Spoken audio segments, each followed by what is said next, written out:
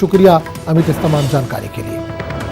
आगे बढ़ेंगे। डॉक्टर कफील मथुरा जेल में बंद है। सुप्रीम कोर्ट ने डॉक्टर कफील की रिहाई के लिए हुक्मनामा जारी किया था, लेकिन सुप्रीम कोर्ट के हुक्मनामे के बावजूद अभी तक डॉक्टर कफील की रिहाई नहीं हो सकी है।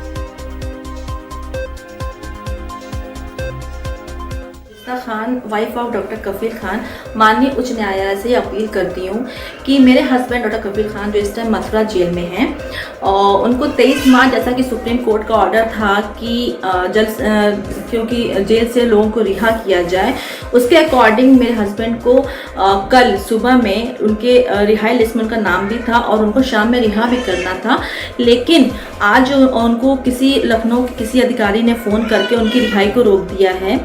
जैसा कि मेरे हस्बैंड ने आज मुझे फ़ोन किया और 3:16 पर वहाँ के जेल के पीसीओ से फ़ोन किया था और बताया था कि उनके रिहाई लिस्ट में उनका नाम भी था और उनकी रिहाई लिस्ट में नाम भी था और उनको शाम में रिहा भी करना था, लेकिन लखनऊ के किसी अधिकारी ने फ़ोन करके उनको मना कर दिया है, उनको रिहा करने के लिए मना कर दिया है।